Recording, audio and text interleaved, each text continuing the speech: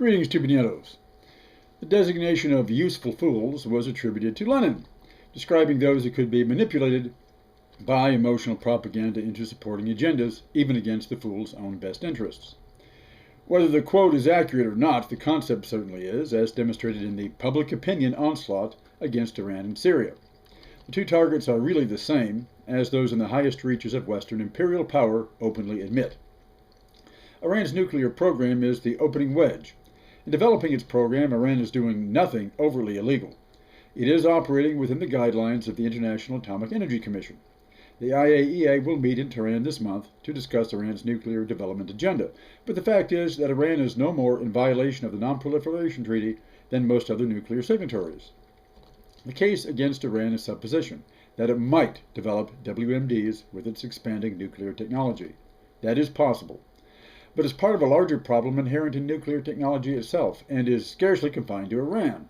Who is actually threatening the use of force in this scenario? Iran? No, it's the U.S. and Israel, who have never accepted any binding limitation on the development of their nuclear technology or its use, including first strike options. Who is assassinating other countries' nuclear scientists? Well, I won't make unsubstantiated allegations, but again, we know it ain't Iran, folks. It seems our useful fools out there learned absolutely nothing from Iraq. Again, they're being manipulated by lies into doing the Western war dance.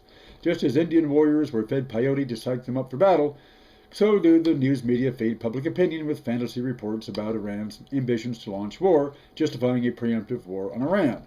The same lying bullshit rigmarole as 10 fucking years ago.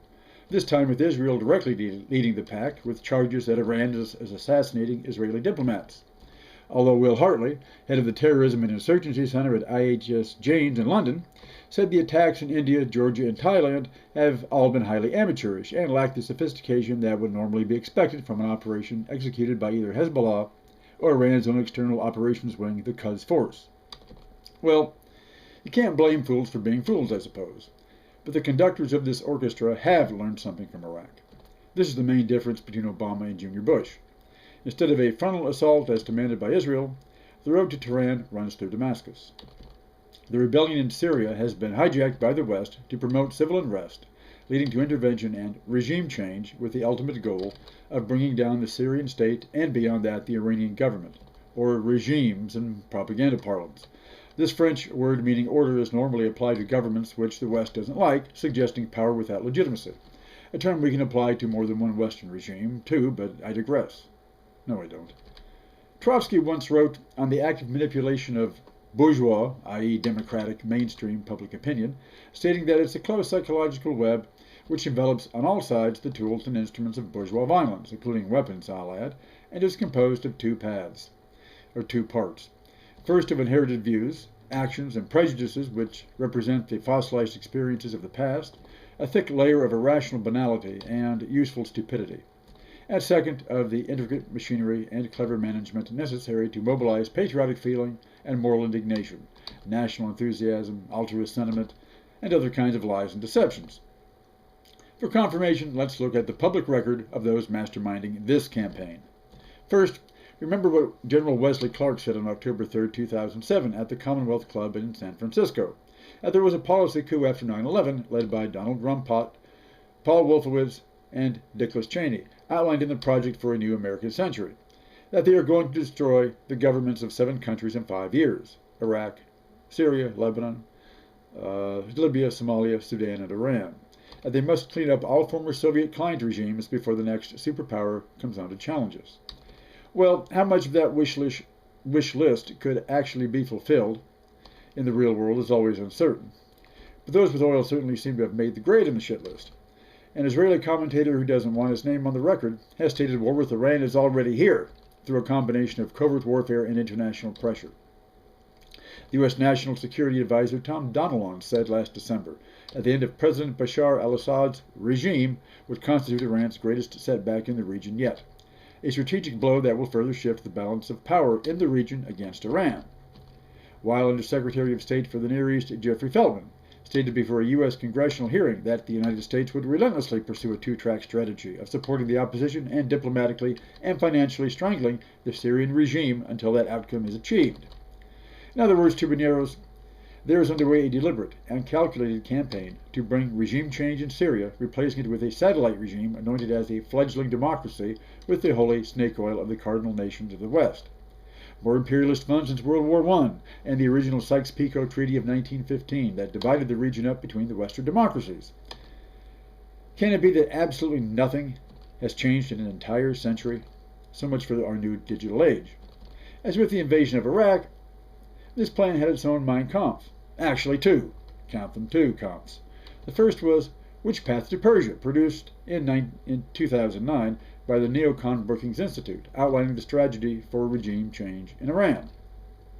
The second was Towards a Post-Assad Syria, a discussion paper prepared by two think tanks, the Foreign Policy Initiative and the Foundation for the Defense of Democracies, for the FDD's Syrian Working Group. As we see from all that baloney, the spirit of Orwell is alive and well. These comps were authored by former officials from the Bush-Cheney regime. From this basis, along with the United States Institute of Peace and major news outlets from Al Jazeera to Fox News, there's a couple of strange bedfellows for you, there is being constructed a deliberately false narrative, its most important component being the massacre of unarmed democracy demonstrators as they peacefully protest against the bloodlusting killer apparatus of Assad's totalitarian anti-Western regime. The Syrian opposition, organized in the SNC, the Syrian National Council, and its armed wing, the Free Syrian Army, have been lavishly funded by the West and the Gulf Arab states from the outset, going back to these groups' first emergence in exile in 2006. At a closed Washington briefing in mid-December 2011, former Syrian Ambassador Rafik Jouadjati, now in the opposition, confirmed that the U.S. State Department and the German Institute for International and Security Affairs were funding a project managed by the U.S. Institute of Peace to prepare the Syrian National Council and its cherry-picked exile leadership for the takeover and running of a post-Ba'athist Syria. The origin of this may predate the blow-up of Libya, though the same script is being followed. It's the same talk and walk of earlier escapades like the Kosovo Liberation Army of 15 years ago, or the Contras in Nicaragua before that. Well, maybe not quite like the gangsta drive-by hit-and-run Contras, another difference in the American Democratic Party's humanitarian intervention scenario. Yet not everyone in the West is aboard the fast track to war. Last December, the U.S. intelligence group Stratfor made this cautionary note. Which I have here.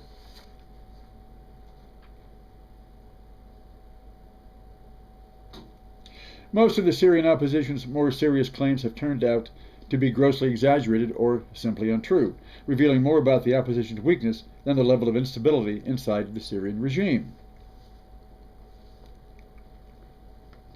That Syrian opposition groups, like those from the regime, should be viewed with skepticism. The opposition understands that it needs external support, specifically financial support, if it is to be a more robust movement than it is now. To that end, it has every reason to present the facts on the ground in a way that makes the case for foreign backing. That same month, American Conservative reported, CIA analysts are skeptical regarding the march to war. The frequently cited United Nations report that more than 3,500 civilians have been killed by Assad soldiers is based largely on rebel sources and is uncorroborated. The agency has refused to sign off on the claims. Likewise, accounts of mass defections from the Syrian army and pitched battles between deserters and loyal soldiers appear to be a fabrication, with few defections being confirmed independently. Syrian government claims that it is being assaulted by rebels who are armed, trained, and financed by foreign governments are more true than false. In Paths to Persia, its Section 3 gives a step-by-step guideline for instigating a Syrian uprising.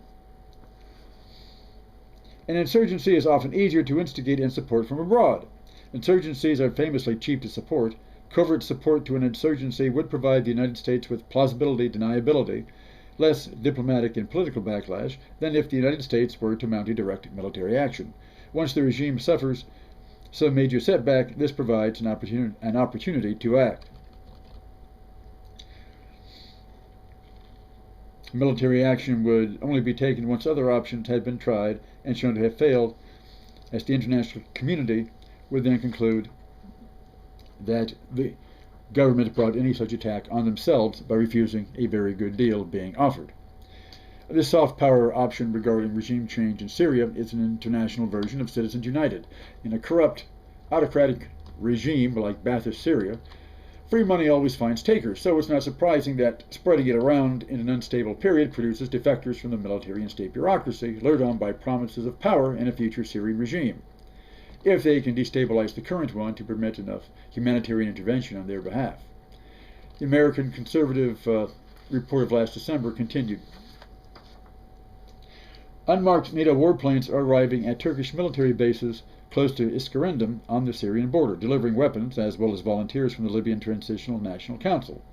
Iskenderun is also the seat of the Free Syrian Army, the armed wing of the Syrian National Council. French and British Special Forces trainers are on the ground assisting the Syrian rebels, while the CIA and U.S. Special Operations are providing communications equipment and intelligence to assist the rebel cause, enabling the fighters to avoid concentrations of Syrian soldiers.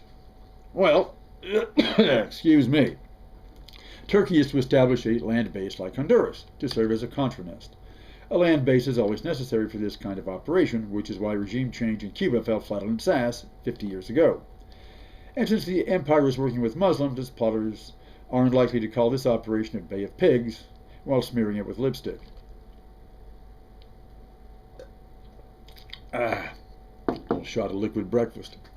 In April of last year, WikiLeaks exposed how Western NGOs have bankrolled millions into the Syrian exile opposition.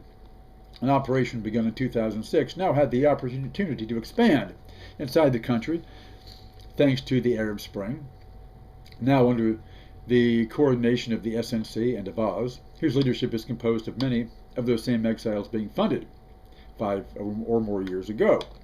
True to the model and as outlined in Which Path to Persia, the opposition's desperate, mendacious allegations are then picked up as news by the mainstream media to whip the masses into their peyote war dance. One egregious example is in the Syrian city of Homs. After reports of massacres claiming thousands in the city, the Stratfor investigator found no massacre, and not even the opposition now claims any more than 300 casualties. Compare this to the real massacre in February 1982, when Assad's father, Hafez, the Stalin of Syria, wiped out the nearby city of Hama after a rising by the Muslim Brotherhood.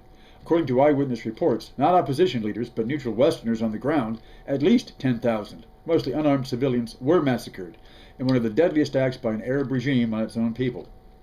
The attitude in the West was to shrug and yawn and look the other way, because these were, after all, just Muslim extremists, so kill them all and let Allah sort them out. The regime change needed it all. No other reason to just simply spit at the moral outrage of the West in this current scenario. Now, this is not to discredit the idea of democracy in Syria, but the manner in which it is being imposed from the outside. It's revealing that this Syrian play here is not only following the Libyan script of a year ago, to drag the protest movement into a cycle of violence with the state, ending in strategic intervention, but that much of the Arab assistance is actually coming from the new Libyan regime, whatever it is, and what freedom, democracy, and human rights has emerged in the new pre-NATO Libyan regime. In a New York Times article of February 9 by Anthony Shadid, we find ordinary Libyans on the ground less than enthused by their liberation. We find that Nuri Fates, a 51-year-old commander of the former guerrillas, offered a rare and heated voice of reason. "This is destruction," he cried. "We're destroying Libya with our bare hands." So, Ashraf al-Kiki, a vendor, asked, "Where is the rule of law? This is the rule of force, not the rule of law." While Bashir Berbresh